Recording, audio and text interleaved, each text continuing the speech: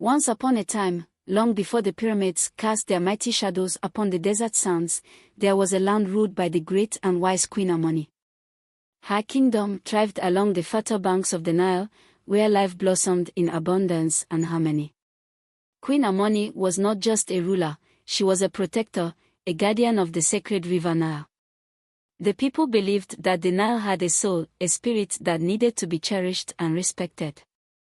They sang songs of its life-giving waters, and in return, the Nile nurtured their crops, quenched their thirst, and filled their hearts with joy. Queen Amoni was revered not only for her wisdom and strength but also for her deep connection to the land and its people. She was known to walk among her subjects, listening to their concerns and sharing in their celebrations.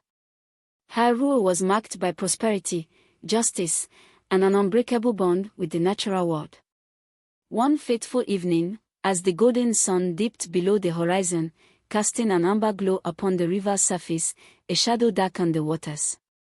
The people whispered of an ancient prophecy, a tale as old as the Nile itself, the legend of the Serpent of Shadows. The serpent was a creature of myth, said to be born from the darkest depths of the river. It was immense, with scales as black as midnight and eyes that glowed with an eerie green light. This monstrous being was said to awaken once every 1,000 years to claim dominion over the Nile, spreading fear and chaos. As the shadow grew, panic spread through the kingdom. Crops withered, and the river's water turned murky. The people turned to their beloved queen, pleading for her to save them. Determined to protect her people and the sacred river, Queen Amoni summoned her council of wise elders and the bravest warriors of the land. "We must confront this serpent of shadows," declared Queen Amoni, her voice unwavering. "But we cannot fight it with fear. We must use wisdom, courage, and the ancient knowledge passed down through generations."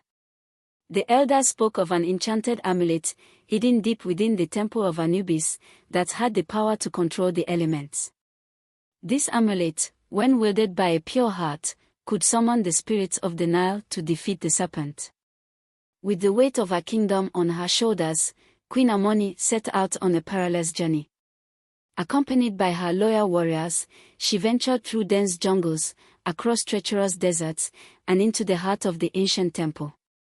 There, amidst the shadows and echoes of the past, she found the amulet, glowing with a mystical light. As Queen Amoni held the amulet, she felt a surge of power and ancient wisdom coursing through her veins. Armed with this newfound strength, she returned to the riverbank where the serpent awaited. The ground trembled as the Serpent of Shadows rose from the depths, its eyes blazing with malice. Queen Amoni stood tall, her heart steady, the amulet clutched in her hand. With a voice that resonated like thunder, she called upon the spirits of the Nile. The river answered her call, its waters swirling and rising, forming a shimmering barrier of light. The serpent lunged, but the barrier held strong, repelling its attacks. Channeling the power of the amulet, Queen Amoni summoned the spirits of the ancient guardians of the Nile. Ethereal figures emerged from the water, their presence a radiant glow. Together, they encircled the serpent, binding it with chains of light forged from the very essence of the river. The serpent thrashed and roared, but it could not break free. With one final incantation, Queen Amoni sealed the serpent back into the depths, where it would remain dormant for another 1,000 years. The river returned to its former glory, its waters clear and life-giving once more. The people rejoiced, singing praises to their brave queen and the spirits of the Nile. Queen Amoni had proven that with wisdom, courage, and unity, even the darkest of shadows could be vanquished. And so, the legend of the Nile Queen and the Serpent of Shadows was passed down through generations, a timeless tale of bravery and the unbreakable bond between the land and its people. The story became a symbol of hope and resilience, reminding all who heard it that the light of the Nile would always shine, even in the darkest of times. In the years following the defeat of the Serpent of Shadows, Queen Amoni's kingdom continued to thrive. To commemorate the queen's victory and honor the spirits of the Nile, the people began to celebrate an annual festival of light. This grand event was held on the anniversary of the Serpent's defeat, and it quickly became the most anticipated celebration in the land. Preparations for the Festival of Lights began weeks in advance. The entire kingdom would come together to decorate their homes and streets with lanterns, candles, and colorful fabrics. The air buzzed with excitement as artisans crafted intricate masks and costumes, storytellers rehearsed their tales, and musicians composed melodies that would echo through the night. The festival was a time of unity and joy, where the barriers of class and status dissolved, and everyone shared in the spirit of togetherness. The highlight of the festival was a grand procession along the banks of the Nile, led by Queen Amoni herself. Dressed in flowing robes adorned with symbols of the river and the spirits, she rode on a majestic chariot, surrounded by her loyal warriors and the wise elders. As night fell, the procession began. The lanterns and candles illuminated the path, casting a warm and magical glow on the faces of the gathered crowd.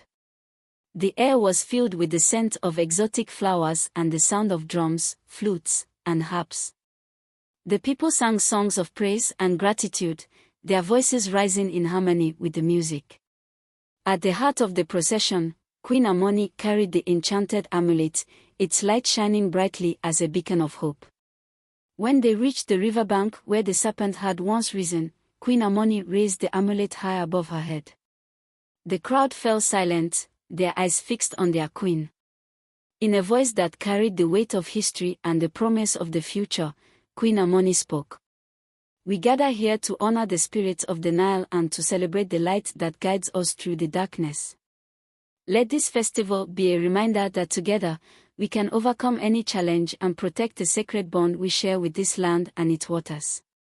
As she finished her speech, a brilliant display of fireworks lit up the sky, their colors reflecting in the river below. The crowd erupted in cheers, their hearts filled with pride and joy. The festival continued long into the night, with dancing, feasting, and storytelling by the light of the lanterns. The Festival of Light became a cherished tradition, a testament to the strength and unity of Queen Amoni's kingdom.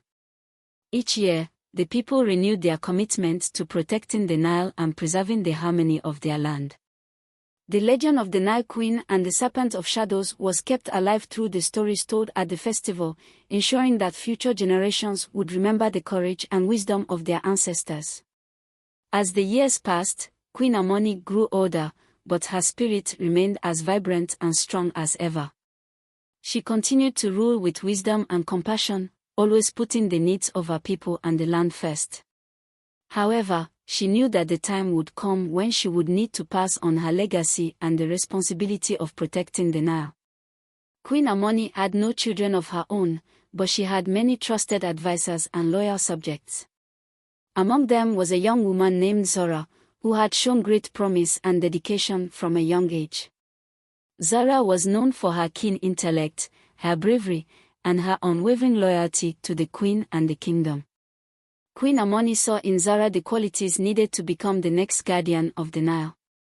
She took Zora under her wing, teaching her the ancient knowledge and traditions that had been passed down through generations. Zora learned about the spirit of the Nile, the power of the amulet, and the importance of maintaining the balance between the land and the river. One day, Queen Amoni called Zora to the royal palace. The two women sat in the queen's private chamber, surrounded by scrolls and artifacts that told the story of their kingdom's history. My dear Zara, Queen Amoni began, her voice gentle yet firm. The time has come for me to entrust you with the greatest responsibility of our kingdom. You have proven yourself to be wise, courageous, and true of heart. I believe that you are ready to become the keeper of the amulet and the guardian of the Nile. Zara felt a mixture of pride and apprehension. I am honored, Your Majesty, she replied. But I also feel the weight of this responsibility. How can I ever hope to live up to your legacy? Queen Amoni smiled, placing a reassuring hand on Zora's shoulder. You do not need to be exactly like me, Zara. You have your own strengths and your own way of connecting with the spirits of the Nile. Trust in yourself and in the wisdom you have gained. Remember that you are never alone, the spirits and the people of this land will always be with you." With those words, Queen Amoni handed the enchanted amulet to Zora. The moment Zora held the amulet, she felt a powerful surge of energy and a deep connection to the river and its spirits. She knew that she was ready to embrace her new role and continue the legacy of the Nile Queen.